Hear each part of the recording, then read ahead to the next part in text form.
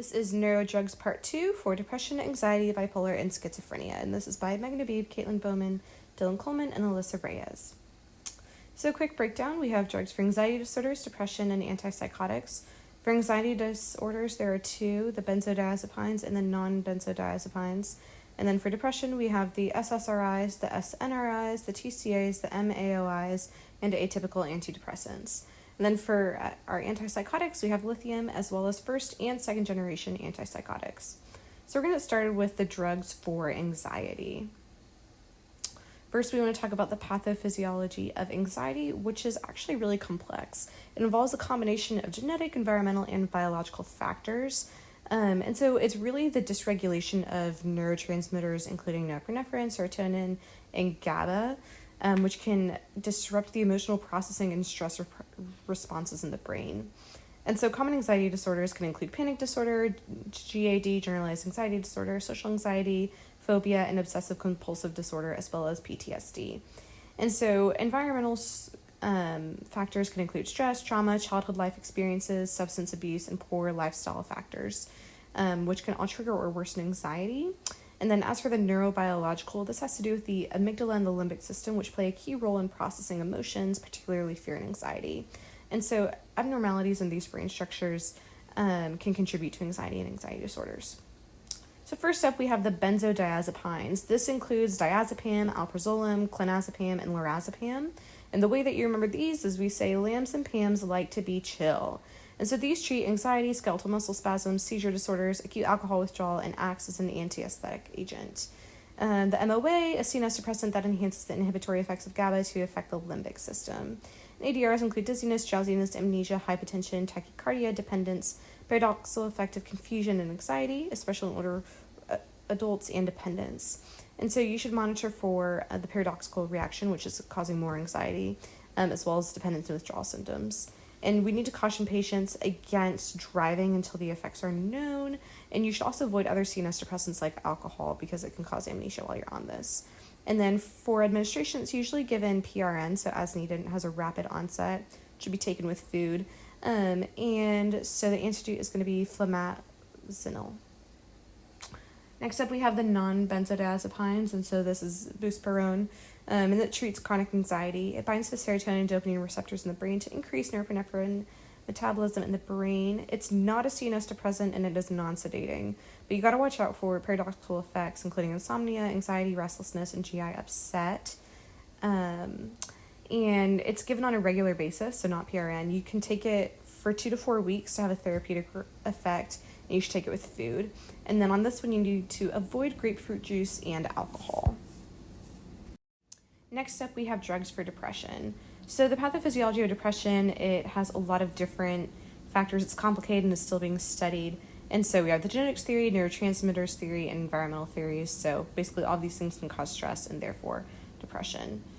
And then so to get started, we have our SSRIs, which are selective serotonin reuptake inhibitors.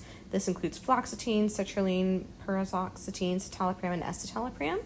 And so this can treat MDD, bipolar, OCD, bulimia nervosa, panic disorder, and GAD. It blocks the reuptake of serotonin, so there's more serotonin floating around in the brain, which causes you to have a better mood. ADRs include nausea, insomnia, headache, serotonin syndrome, weight gain, increased risk for suicide. Serotonin syndrome can occur if a dose is too high or if it's taken with something else that will also increase serotonin, like an MAOI or St. John's wort. And if you have serotonin syndrome, it can cause confusion, hallucinations, fever, tremors, and diaphoresis. Administration, it's going to take 4 to 6 weeks to achieve full effectiveness, and the initial side effects should improve over 1 to 4 weeks. It should be taken in the morning to reduce insomnia and be taken with food. And it should also, on this drug, you should avoid alcohol, hypnotic sedatives, and barbiturates. Next, we have our SNRIs, which is the serotonin norepinephrine reuptake inhibitors, and this is our venlafaxine, duloxetine, and desvenlafaxine. And this can treat MDD, social anxiety disorder, generalized anxiety disorder, and it blocks the reuptake of serotonin and norepinephrine, so there's more available in the brain. It can cause nausea, insomnia, headache, serotonin syndrome, hyponatremia in older adults, anxiety, increased risk for suicide, and the same deal can also cause serotonin syndrome. These drugs also take 4 to 6 weeks to achieve full effectiveness, and you should gradually stop them over 2 to 4 weeks to minimize withdrawal symptoms. You need to avoid alcohol, grapefruit juice, and MAOIs, and this is contraindicated with suicidal ideation. Third up, we have our tricyclic antidepressants, aka our TCAs. This includes amitriptyline, nortriptyline, imipramine, and triptopramine. And this blocks the reuptake of norepinephrine and serotonin and inhibits alpha histamine and muscarinic receptors. There are lots of ADRs, so it's typically second-line therapy. The most common are drowsiness, sedation, orthostatic hypotension, and tachycardia. Has anticholinergic effects, so dry mouth, constipation, urinary retention, blurred vision, and there's withdrawal with abrupt continuation. You can increase the risk of suicide and serotonin syndrome if the dose is too high. An abrupt discontinuation can cause withdrawal, so you'll have anxiety, headache, muscle pain, and nausea. You got to monitor for an increase in depression or suicidal ideation, especially in the first few weeks. So you're going to initiate suicidal precautions when appropriate. Do not take alcohol, hypnotics, sedatives, barbiturates, because this will worsen CNS depression, and don't drive or participate in any hazardous activities requiring mental alertness. Administration, you should take this one at bedtime, and patients that will take it several weeks, they'll need to take it several weeks for therapeutic effects, and don't stop it abruptly even if you feel better. It's contraindicated in children less than 12 years old, people with recent MI, cardiac dysrhythmias, or a seizure disorder. Next, we have the MAOIs, so phenylazine, isocarboxide, seblagenine, and so this treats MDD and migraines. It's not first-line treatment. It can only be used with major depression that is not controlled with any other drugs. It's a non-selective, blocks the MAOA, which inactivates serotonin, norepinephrine, and tyramine, and the MAOB, which inactivates dopamine and tyramine, to increase the availability of each of these neurotransmitters at the nerve endings. ADRs, orthostatic hypotension, weight gain, insomnia, dizziness, drowsiness, edema, increased suicidal ideation, serotonin syndrome. And then these drugs also take 4 to 6 weeks to achieve full effectiveness. You should avoid foods with tyramine for these, like aged cheeses, cured meats, overripe bananas, and avocados, and because they can cause a hypertensive crisis. And so you've got to monitor the blood pressure on a regular basis. Fifth up, we have the atypical antidepressants, so bupropion hydrochloride, aka Wellbutrin. So this is believed to inhibit norepinephrine and dopamine weakly, but not entirely understood. It's similar to TCAs, but acts more like an amphetamine. ADRs include nausea and vomiting, weight loss, CNS effects, agitation, tremor, headache, psychosis, hallucinations, delusions, and you should report increased thoughts of suicidal ideation. And it has an increased risk of seizures in certain clients, especially if taken with alcohol. Contraindications include suicidal ideation, head trauma, CNS tumor, or if they're on an MAOI. And then you should avoid alcohol. Next, we have our antipsychotics. So our antipsychotics are given for bipolar and schizophrenia. So bipolar disorder is characterized by mood swings from profound depression to extreme euphoria, aka mania, with intervening periods of normalcy. You can have delusions or hallucinations that may or may not be part of the clinical picture. And there's 2 main parts, bipolar 1 and bipolar 2. Bipolar 1 is more severe.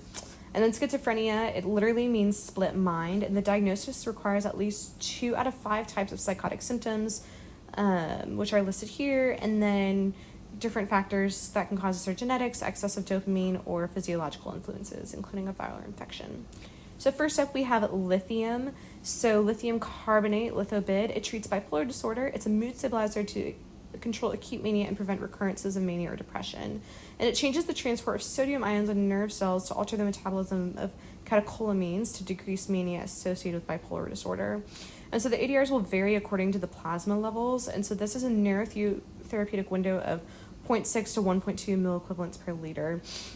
And so you need a bi-weekly serum level check until it stabilizes, and it may take 1 to 3 weeks for full effect. But ADRs include GI symptoms that subside with time, transient fatigue, headache, confusion, muscle weakness, memory impairment, polyuria related to antagonizing effect on ADH, decreased secretion of thyroid hormone, and fine hand tremor exacerbated by stress or fatigue. And so patient add on this one, you should maintain your sodium intake and be aware of fever, sweating, and diarrhea as causes of sodium loss. And that lithium is a teratogen. Next, we have our first generation antipsychotics, which include haloperidol, chlorpheniramine, fluphenazine, thioridazine, and perfenazine. It blocks CNS and non-CNS receptors of norepinephrine, acetylcholine, dopamine, and histamine to treat schizophrenic symptoms, which are hallucinations, delusions, disorganized symptoms, etc. ADR has extrapyramidal effects, so akathisia, Parkinsonism, Acute dystonia, tardive dyskinesia, and this treatment is going to be benztropine, and then it has anticholinergic effects. It can suppress sexual drive and cause erectile dysfunction, can cause severe dysrhythmias, and it can cause neuroleptic malignant syndrome. And so to treat that, you would give a muscle relaxant. For patient education, you should expect that there are going to be some side effects like sleepiness, and they should subside within a week or two. You got to monitor the bowel habits. It's a teratogen, and you wear gloves while handling it.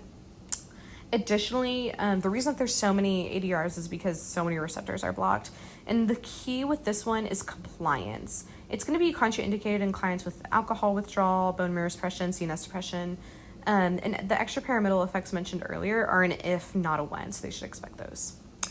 And then lastly, we have our second generation antipsychotics. So we have the risperidone, clonazepine, aripiprazole, quetiapine, and ziprasidone. And this blocks dopamine and serotonin more strongly. Receptors precipitates fewer EPS symptoms, subsequently fewer side and adverse effects. And so you're going to have agranulocytosis, so fever, sore throat, etc., signs of infection. Drowsiness, insomnia, dizziness, weight gain, hyperglycemia, hyperlipidemia, constipation, heat stroke if it becomes overheated. And then for this one, you're going to want to monitor for drowsiness, insomnia, and other CNS effects that implement fall risk measures. You'll want to monitor weight, blood glucose, cholesterol levels. They're going to be a fall risk due to that drowsiness, insomnia, dizziness, and other CNS effects. And you don't want to drive until the effects of the medication are known. Increase exercise, but eat a low-fat, low-carb diet, and it's not for children under 13, and it should be used in caution with older adults as contraindicated for Parkinson's disease as it can increase the symptoms. And then we have our works cited, and that's all. Thanks for listening.